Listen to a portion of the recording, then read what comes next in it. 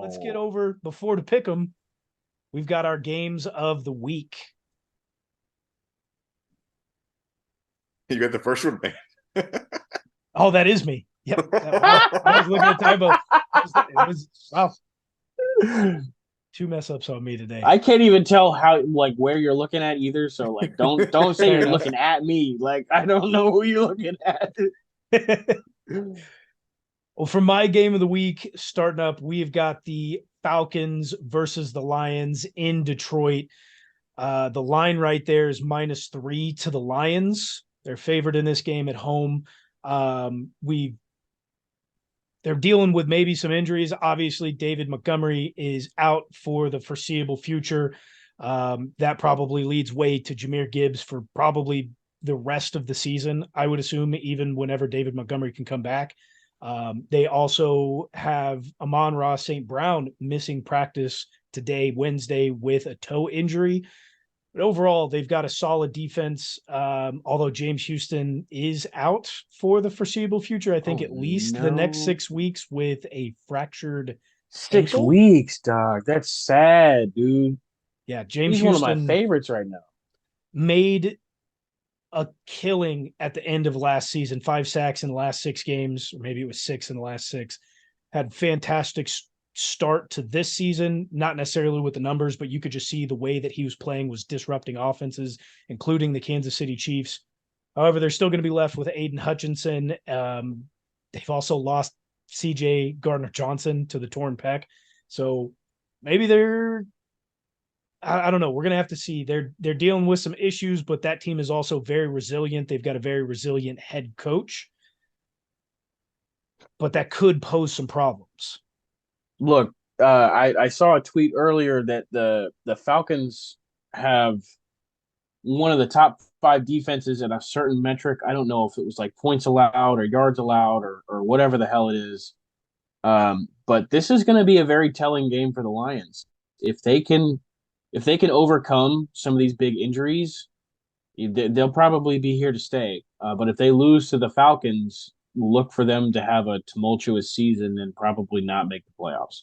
Yeah. And this The Falcons Lions, team looked to be a joke early on in the season before it started. Now look where they're at. Right. the Lions could have been so much better if they just lost the Chiefs, but could have put up a good fight. I think that would have been them winning against the Chiefs was a little made them too high on their own morale and just thought they were better than that, and it's going to cost them a little bit. Certainly got a little smug out of Dan Campbell. Like, my game of the week is next. I got Eagles Bucks. I think this is going to be the most competitive game of this weekend slate. The Bucks are playing well, and the Eagles are not. The Eagles are a better team, and we see how that kind of can even out this playing field. This is Baker's first real test of the season. And this is a chance for the Eagles to work out some of their kinks that they've been having on offense, even though they're 2-0. Hurts has had a ball control problem. They've been having issues just keeping the ship straight through a whole game. Like I said, I think this is going to be the most competitive game of the weekend. It's got the right fixings for just a knockdown, drag out, almost an overtime fight. It's Sunday Night Football, isn't it? Bucks, I believe it's in prime time. Eagles is a primetime Monday night football Monday game. night. We've got 2 of them this week. They are the 6:15 game. Oh, the early game. I like that. I'm glad that's on prime time. That's going to be a good one. Moving on to the final game of the week over here, we got the Chargers at the Vikings. This is 2 0-2 teams going up against each other. This could derail either team's season, honestly. Going down 0-3 to start the year, not how you want to start out. If the Vikings lose, they could end up losing Justin Jefferson, may end up trading Kirk Cousins later on in the season. If the Chargers lose, well, that's just the Chargers, man. It's bound to happen. They're everybody's preseason pick. Not this year. But it's going to be a high-scoring game no matter what. It's going to come down to the last drive. But let's see if the Vikings' luck from last year, winning one-score games, comes back, or if the Chargers charge the game away. We've given you the 3 best games to watch for week 3 of the NFL, and now it's time to sit down and pick them against the spread. We've already picked the Bears versus the Chiefs in Kansas City. If you haven't listened to that show, go back and listen to our Chiefs podcast as well. We've already picked the Thursday night game. By the time you're listening to this, it's already happened. So let's get into our first game of the noon hour on Sunday. We have got the Indianapolis Colts, who will head into Baltimore and take on the Ravens. At home, the Ravens are 7.5-point favorites. Anthony Richardson is out. Anthony Richardson is out. Not ruled out yet. He's still going through concussion protocol as of Wednesday. Said it's a 7-point spread. 7.5. 7.5. That means the Colts need to lose. If they don't win, they need to lose by 7 points or less to cover. I'll go ahead and take the Ravens here. Yeah, the Colts look pretty frisky this year, but Ravens look pretty damn good too. Ravens are trying to get it back on track. Lamar has picked up his fumbling issue from week 1, it seems like. So I think the Ravens will pull this out too. Next up in the noon hour, we have got the Titans coming off of an victory. I can't remember. It was overtime. That is correct. Yeah. Overtime victory. They're going to be taking on the Browns, who just lost Nick Chubb, just brought back Kareem Hunt. This one's in Cleveland, and at home, the Browns are 3.5-point favorites. Do we think Kareem Hunt plays right away, or is it's going to be Jerome Ford? I think he plays sparingly. I was going to say, I think he suits up. He probably gets a few snaps, but Jerome Ford this is going to be his week to make his case. Look, I have zero faith in Deshaun Watson, and they just lost Zadarius Smith. They lost Nick Chubb and Zadarius Smith, one of their better defensive linemen. I'm going to go ahead and take Titans here. I want to go Titans before, but Browns defense is still pretty good without Zadarius Smith, and Steelers defense was good. They're not the Titans defense. I expected Deshaun Watson to have a little bit better game throwing the ball, but don't expect it from him. I'm still taking the Browns. I'm going to take the Titans here. I think losing Nick Chubb, at least without Kareem Hunt for this week, is going to be a massive detriment to that team and their play calling abilities. Next up in the noon hour, we've got the Denver Broncos, who head into Miami and take on Tua Tagovailoa and the Dolphins, who at home are 6.5-point favorites. I will take the Dolphins here. 6.5 at home. Yep. Give me the Broncos to cover. They're frisky. This is a tough one. Broncos are fully healthy, right? Dolphins are fully healthy. Jalen Waddle is questionable, but looks like he will play. They got River Craycraft. I'm going to take the Broncos. The defense is good, regardless if they gave up a lot of points to the Commies. I think they get back on the right track, at least on the defensive side this week. Not against the Dolphins, you fucking kook. Next in the noon hour, we've got the New England Patriots, who will head into MetLife Stadium and take on the New York Jets, who at home against the Pats are 3-point dogs. Fuck the Patriots. I'm taking the Jets. Give me the Patriots. Never good against they're great against the Jets.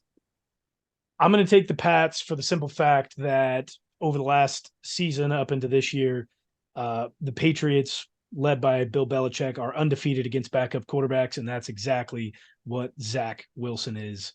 So give me the Pats. Next up, we've got the Bills, who head into Washington and take on the Commies.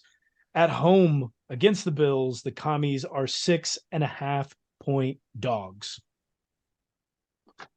I am going to take them to cover. I'm riding the commies train right now. Cover. That is all three of us for the Commies. That's just too big of a spread for the way the Bills are playing right now. I mean, they did almost blank the Raiders last week. In our first game of the week, we've got the Falcons who head into Detroit to take on the Lions. That's not the first game of the week. How I have it set up. This is our first game of the week. Oh, you went back to noon? Oh, I thought you went to 3 or 5. My bad. Our first game of the week in the noon hour. The Falcons versus the Lions in Detroit. Detroit are 3-point favorites at home. You know, I just got this weird feeling that the Falcons are going to give them serious trouble. I'm taking the Falcons here. I want to take the Falcons so bad, but I got to switch it up from Tybo. Lions.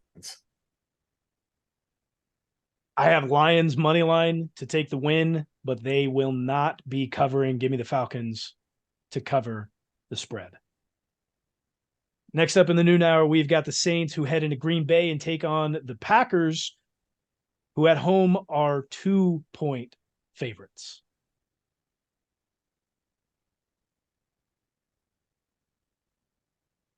The Saints are favored on the road here? Saints are dogs. The Saints are dogs. Saints are dogs by 2 points. The home team, the Packers, are 2-point favorites.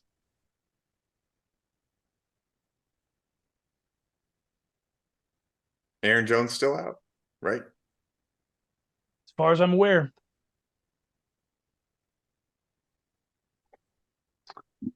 Let me double check that because I kind of need him to play. You know what I'm saying?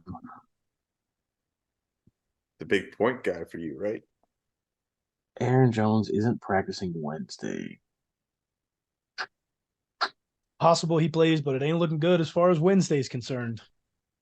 They're going to feed the ball to A.J. Dillon. No. A.J. Dillon didn't even have a good game last week. Exactly. With Jones out.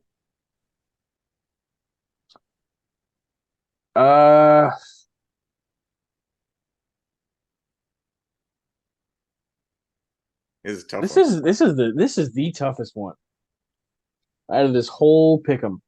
Give me the Saints. Give me Derek Carr, Chris Olave, and the Saints. Yeah, I feel like that was an easy one. Saints all day. Shut up. Saints for the three of us. It really wasn't that difficult. Fine, then let me change my damn answer then. Dude. Okay, you want to take the Packers? No, it's already been said in stone. All right, shut up then. You shut up. Next up in the noon hour, we've got the Texans versus the Jacksonville Jaguars, who are the home team here and 9.5-point favorites. Give me Texans to cover, please.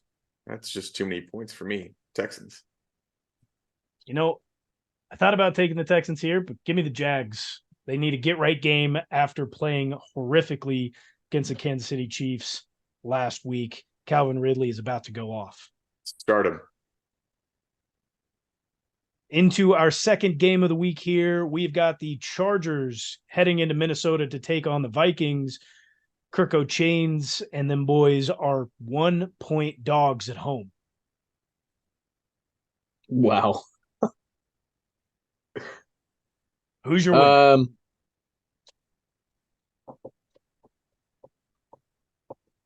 Chargers are definitely going to Charger. Give me the Vikings. I'm going to go Chargers here because I fully expect the Vikings to eventually trade Kirk Cousins by the end of the year. They keep losing. Who are they trading to? Jets. What are they getting in return? I don't care. They're Alan Lazard. I'm going to take the Vikings as well. The Chargers missing Eckler is still hindering their offense. Come on, Joe Kelly. Sit him. We'll get to our 3:05 game here. It's the only 3:05 game of Sunday. It is the Carolina Panthers who head into Seattle and take on Geno Smith and the Seahawks. At home, the Hawks are 6-point favorites. I'm gonna take Seahawks. Ooh, let's give me the Panthers to cover. Why not? Wow. I'm going to take the Hawks here. That defense is way too good. And you already know my feelings about Bryce Young. We've already talked about the Chiefs game. If you haven't listened to that, go back and listen to that podcast. Chiefs at home are 12-point favorites. So we'll get to our next 325 game on Sunday, which is the next biggest spread of the weekend. Dallas Cowboys head into Arizona and take on the Cardinals, who are 12-point dogs at home. Cowboys. That's That a lot of- defense is going to smother Josh Dobbs, my guys. That's a lot of points. Cardinals defense looking semi-competent, but after giving up 31 points to the Giants in the second guys. half, can't do it. Cowboys. The Giants beat the Cardinals. The Cowboys blanked the Giants. Yeah. This should be a no-brainer. I think the Cards got some fight in them. They're not going to win the game, but they will cover for me this week. Thank you for picking Wow. that, Ty Bob. Go ahead and We had too many. I'm far ahead. We had too many similar picks. I'll let you Make it guys maybe interesting. get one. Put a little Appreciate dangler it. out there for you. Yeah. We'll get to our Sunday night football dangle game. my balls on your face. All right. It is the Steelers versus the Raiders in Vegas at home. Jimmy G and the Raiders are 2.5. What a point favorites. terrible Sunday night game. It's awful. It's just so bad. What was the spread? 2.5. Yeah, what was the spread? 2.5 to the Raiders In Pittsburgh or in Vegas. I'm gonna go ahead and take the Steelers. TJ Yeah. Watt, another touchdown. after last week, cannot go against the Steelers, against the Raiders. Come on. Defense is too good. Raiders have shown absolutely nothing. That'll be a wrap on all three of those.